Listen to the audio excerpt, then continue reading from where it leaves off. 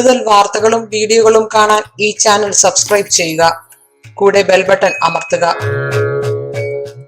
നമസ്കാരം. Asia live ടിവിയുടെ എപ്പിസോഡിലേക്ക് എല്ലാ മനഃപ്രേക്ഷകർക്കും സ്നേഹം നിറഞ്ഞ ഹൃദയം നിറഞ്ഞ സ്വാഗതം.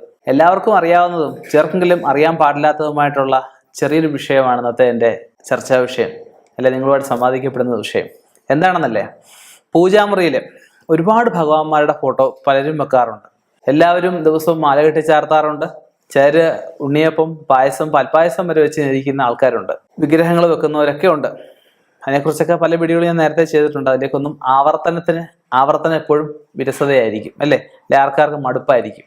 ആവർത്തനത്തിലേക്ക് ഞാൻ കിടക്കുന്നില്ല. ഇപ്പൊ വെക്കാൻ പറ്റുന്ന കുറച്ച് ഫോട്ടോകളുണ്ട്. ഇപ്പൊ നിങ്ങൾക്ക് ഇഷ്ടമുള്ളതൊക്കെ വെക്കാം. പക്ഷെ എൻ്റെ ഒരു നിഗമനത്തിൽ, അല്ലെ എൻ്റെ ഒരു അഭിപ്രായത്തിൽ, രൗദ്രതയേറിയ ഭഗവാന്മാരുടെ അല്ലെങ്കിൽ ഭഗവതിമാരുടെ ഫോട്ടോ, ദേഷ്യപ്പെട്ട് നിൽക്കുന്ന ഭഗവതികൾ ഫോട്ടോ വെക്കാതിരിക്കുക.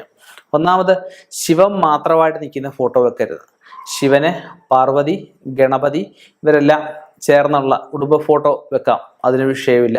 ബാലഭദ്രയുടെ ഫോട്ടോ വെക്കാം, പക്ഷേ ചുടലഭദ്രയുടെ ഫോട്ടോ വെക്കാൻ പാടില്ല. ഹനുമാൻ സ്വാമി പറക്കുന്ന ഫോട്ടോ വെക്കാം. രൗദ്രതയായിട്ട് ദേഷ്യപ്പെട്ട് നിൽക്കുന്ന ഫോട്ടോ വെക്കാൻ പാടില്ല. മരുത്തോമലയായിട്ട് പോകുന്ന ഹനുമാന്റെ ഫോട്ടോ വെക്കാം, വിഷയമൊന്നുമില്ല. ഗുരുവായൂരപ്പന്റെ, ശ്രീവല്ലഭന്റെ, ഒരു നരസിംഹമൂർത്തിയുടെ ഫോട്ടോ വെക്കാൻ പാടില്ല. ദക്ഷിണാമൂർത്തിയുടെ ഫോട്ടോ വെക്കാം. ദുർഗാദേവിയുടെ ഫോട്ടോ വെക്കാം. ചില പറയും ആയുധധാരികളായ ദേവികളുടെ വെക്കാൻ പാടില്ല എന്ന് പറയും. അങ്ങനൊന്നും ഏതൊന്നുമില്ല. നമുക്ക് ദുർഗാ ഭഗവതിയുടെ ഫോട്ടോ വെക്കാം, മഹാലക്ഷ്മി വെക്കാം, സരസ്വതി വെക്കാം, മഹാവിഷ്ണു വെക്കാം. മഹാവിഷ്ണു ലക്ഷ്മി ദേവി കൂടെ നിൽക്കുന്നത് വെക്കാം. ലക്ഷ്മി ദേവി ആ ഒരു കുടവായിട്ട്, സാമ്പത്തികത്തിന്റെ കുടവായിട്ട് സാമ്പത്തികം പൊഴിച്ചുകൊണ്ടിരിക്കുന്ന ആ രൂപത്തിലുള്ള ഫോട്ടോ വെക്കാം. ഇതെല്ലാം നമ്മൾ ഓരോ വീടിന് സ്ഥാനമുണ്ട്. കിഴക്കോട്ട് ദർശനമായിട്ടുള്ള ഒരു വീടാണെങ്കിൽ നമുക്ക് ആ പൂജാമുറിയുടെ സ്ഥാനം പടിഞ്ഞാട്ടായിരിക്കും വാതിൽ നിൽക്കുന്നത്, അല്ലേ? അപ്പം ആ ഫോട്ടോ കിഴക്കേ ഭിത്തിക്ക് നമുക്ക് തൂക്കാം. വടക്കോട്ട് ദർശനമായിട്ടുള്ള ഒരു വീടിൻ്റെ പൂജാമുറിയിൽ ഫോട്ടോ വെക്കുമ്പോൾ തീർച്ചയായിട്ടും കിഴക്കോട്ടോ പടിഞ്ഞാട്ടോ മാത്രമേ വെക്കാൻ പാടുള്ളൂ. അങ്ങനെ ഓരോ ഭാഗത്തേക്കും പറയുന്നുണ്ട്. പടിഞ്ഞാറ് ഭാഗത്തേക്കുള്ള ഒരു ദർശനമായിട്ടുള്ള വീടാണെങ്കിൽ എപ്പോഴും നമ്മൾ കിഴക്കോട്ട് മാത്രമേ വെക്കാൻ പാടുള്ളൂ. അങ്ങനെ ഓരോ ദിശയും പറയപ്പെടുന്നുണ്ട്. ചില വീടുകളൊക്കെ കോണിച്ചായിരിക്കും നിൽക്കുന്നത്. അതൊക്കെ ദിക്ക് കണക്കാക്കുമ്പോൾ ഒരു വാസ്തു വിദഗ്ധൻ്റെയും കൂടെ അഭിപ്രായം തേടുന്നത് നന്നായിരിക്കും. കഴിവതും ഫോട്ടോകൾ മാത്രം വയ്ക്കുക, അതിൽ മാലയിടുക, അങ്ങനെയുള്ള കാര്യങ്ങളൊക്കെ ഒഴിവാക്കുന്നത് നന്നായിരിക്കും.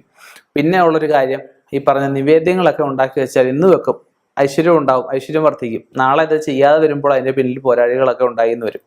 അപ്പം അതൊക്കെ ഒന്ന് ശ്രദ്ധിക്കുക. ഈശ്വര പ്രാർത്ഥന വേണം. അത് ഓവറായാലും വിഷയമാണ്, തീരെ ഇല്ലായിരുന്നാലും വിഷയമാണ്. അത് ചെയ്യുന്ന സമയം ആത്മാർത്ഥമായിട്ട് ഭഗവാനെ വിളിച്ച് ചെയ്യുക. 10 മിനിറ്റേ ഉള്ള 10 മിനിറ്റ്, വേറെ എങ്ങോട്ടും ചിന്ത പോകരുത്. ചില വിളക്ക് കത്തിക്കുമ്പോൾ അപ്പുറത്തെ വീട്ടിലെ കാര്യം എന്തുവായി, സീരിയൽ എന്തുവായി, ഇതൊക്കെ ചിന്തിച്ചിട്ടാണ് ചില സന്ധ്യയ്ക്ക് വിളക്ക് കത്തിക്കുന്നത്. അപ്പം ഇതൊന്നും മനസ്സ് തീർച്ചയായിട്ടും കോൺസെൻട്രേറ്റ് ചെയ്തുകൊണ്ട് മാത്രം നമ്മൾ ചെയ്യുക. ഇത് ഈശ്വരവിശ്വാസത്തോടെ ചെയ്യുക. നമ്മൾ പണ്ടുള്ളവർ പറയും ചിലപ്പോൾ ആർക്കാണ് വേണ്ടി ഓക്കാനിക്കരുതെന്ന് പറയും. അപ്പം അങ്ങനെയുള്ള കാര്യം ഒന്ന് ശ്രദ്ധിക്കുക.